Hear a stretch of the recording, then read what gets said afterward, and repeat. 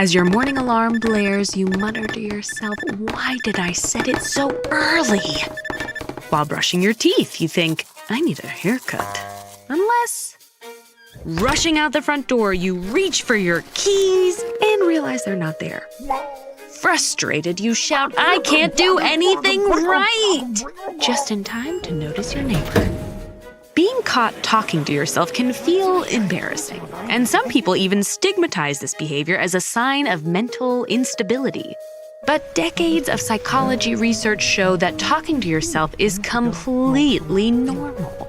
In fact, most, if not all of us, engage in some form of self-talk every single day.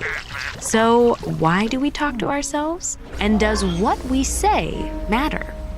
Self-talk refers to the narration inside your head, sometimes called inner speech.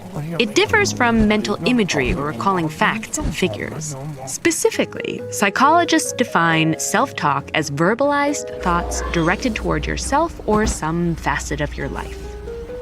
This includes personal conversations like, "I need to work on my free throw." But it also includes reflections you have throughout the day, like, "The gym's crowded tonight. I'll come back tomorrow." And while most self-talk in adults tends to be silent, speaking to yourself out loud also falls into this category. In fact, psychologists believe our first experiences with self-talk are mostly vocal, as children often speak to themselves out loud as they play. In the 1930s, Russian psychologist Lev Vygotsky hypothesized that this kind of speech was actually key to development.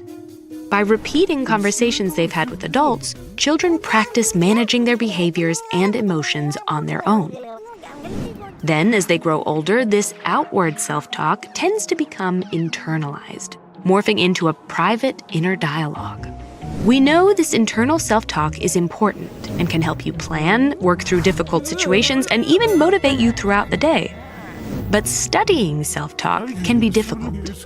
It relies on study subjects clearly tracking a behavior that's spontaneous and often done without conscious control.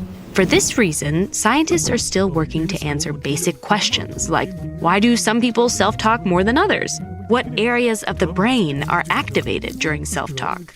And how does this activation differ from normal conversation?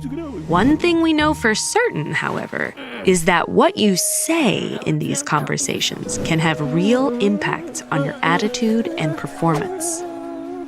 Engaging in self-talk that's instructional or motivational has been shown to increase focus, boost self-esteem, and help tackle everyday tasks. For example, one study of collegiate tennis players found that incorporating instructional self-talk into practice increased their concentration and accuracy. And just as chatting to a friend can help decrease stress, speaking directly to yourself may also help you regulate your emotions. Distanced self-talk is when you talk to yourself, as if in conversation with another person. So rather than, "I'm gonna crush this exam," you might think, "Caleb, you are prepared for this test."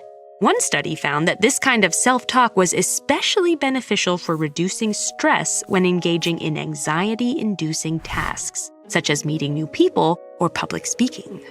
But where positive self-talk can help you, negative self-talk can harm you. Most people are critical of themselves occasionally, but when this behavior gets too frequent or excessively negative, it can become toxic.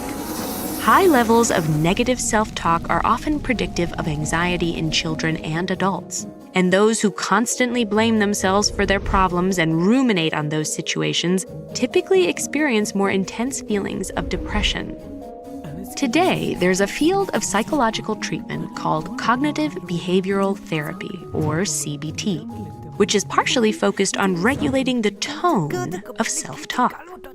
Cognitive behavioral therapists often teach strategies to identify cycles of negative thoughts and replace them with neutral or more compassionate reflections. Over time, these tools can improve one's mental health.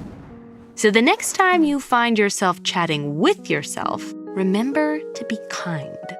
That inner voice is a partner you'll be talking to for many years to come.